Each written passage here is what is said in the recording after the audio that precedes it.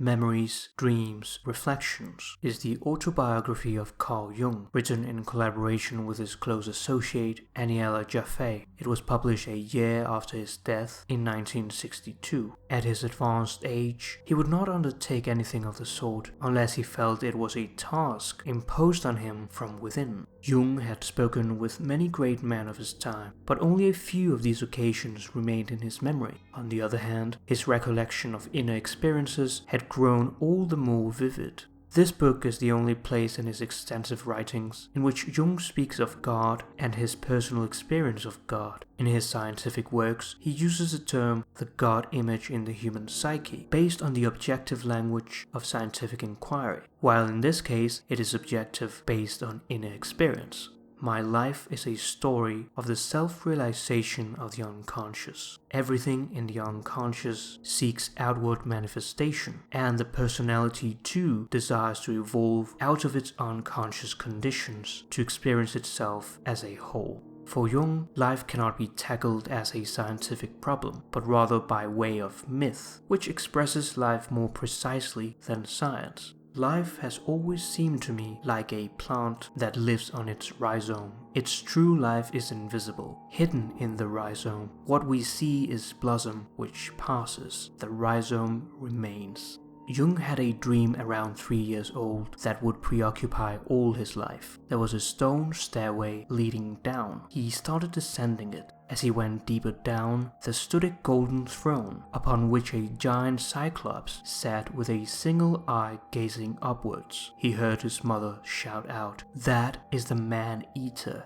This represented a subterranean god not to be named, and Jung would think of this underground counterpart as the dark side of Lord Jesus, a frightful revelation which had been accorded to him without him seeking it. In his school years, Jung had an important experience. He had the overwhelming expression of having just emerged from a dense cloud. I knew all at once, now I am myself. It was as if a wall of mist were at my back, and behind that wall there was not yet an eye. But at this moment I came upon myself. Carl Jung experienced two personalities throughout his whole life. Personality number 1 made up his outer experience, studies, job, responsibilities, as well as his interest in science, while his personality number 2 made up his inner experience, primarily concerned with his dreams and his interest in psychological and philosophical matters. In his later student years, Jung had to choose whether to study science or the humanities. He experienced two dreams which removed all his doubts in favor of science. One day he opened up a textbook on psychiatry, preparing for his exams. As he saw the words "diseases of the personality," his heart began to pound. Here was the empirical field common to biological and spiritual facts, which I had everywhere sought and nowhere found. Here at last was the place where the collision of nature and spirit became reality. Jung went on to write his first book on the psychology of schizophrenia, and thus began his career in psychiatry. At the core of Jung's psychiatric activities was the burning question: what actually takes place inside the mentally ill? The exploration of conscious material is insufficient, as the ego is only half of one's personality. Jung had to find out how to gain access to the unconscious in order to reach the patient's whole personality. Jung relates the case of one of his patients, an 18-year-old girl who had been abused at an early age and felt humiliated in the eyes of the world, but elevated in the realm of fantasy. She told Jung that she had been living on the moon. The consequence was complete alienation from the world, a state of psychosis. Jung managed to bring her back, anchoring her in reality. Since then, Jung decided to regard the sufferings of the mentally ill in a different light, for he had gained insight into the richness and importance of their inner experience. However, only if the doctor knows how to cope with himself and his own problems will he be able to teach the patient to do the same. The doctor is effective only when he himself is affected. Only the wounded physician heals.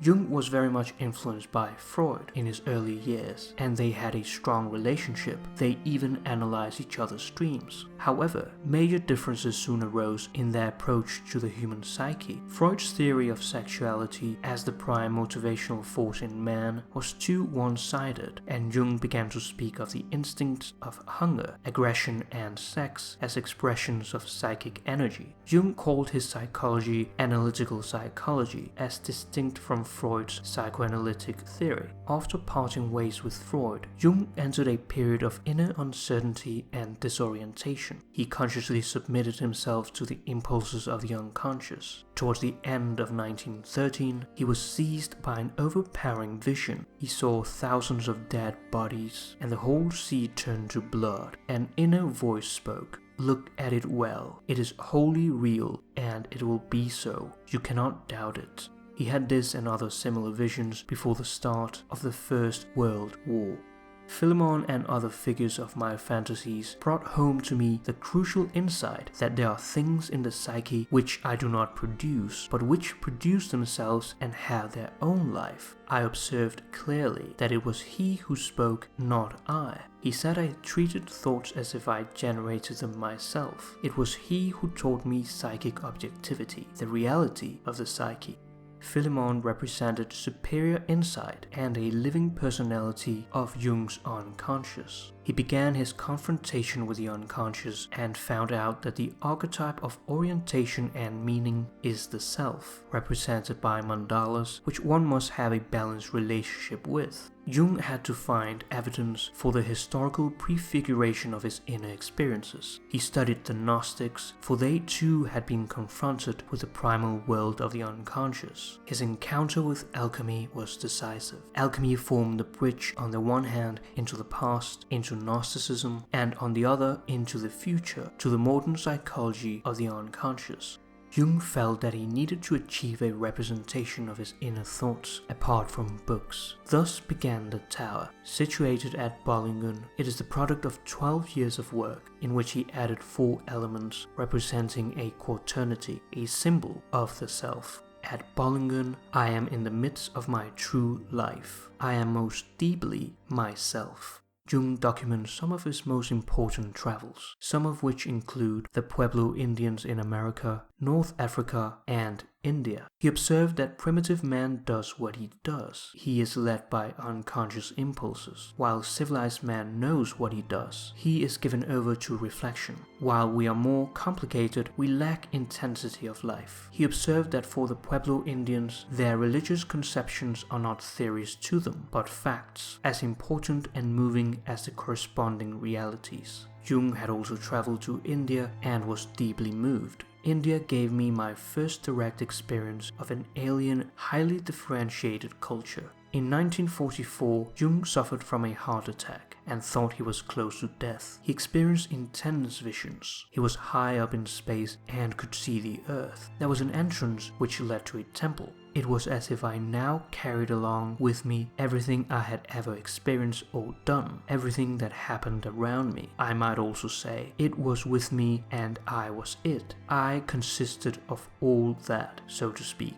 I consisted of my own history, and I felt with great certainty, this is what I am. He then saw a vision of his doctor telling him that he must return to Earth. He thought, now I must return to the box system again, for it seemed to me as if behind the horizon of the cosmos, a three-dimensional world had been artificially built up, in which each person sat by himself in a little box. In the day, Jung felt depressed. However, in the night he was filled with intense visions. It is impossible to convey the beauty and intensity of emotion during those visions. They were the most tremendous things I have experienced. Jung reflects on life after death, stating that man ought to have a myth about death, for reason alone shows him nothing but a dark pit into which he is descending. The sole purpose of human existence is to kindle a light in the darkness of mere being. In his late thoughts, Jung reflects on the importance of myth in our lives, which cannot be replaced by science. Our conscious life is continuously molded by them, and they are the substratum of our existence. We are not born tabula rasa. I know only that I was born and exist, and it seems to me that I have been carried along. I exist on the foundation of something I do not know. In spite of all uncertainties, I feel a solidity underlying all existence and a continuity in my mode of being.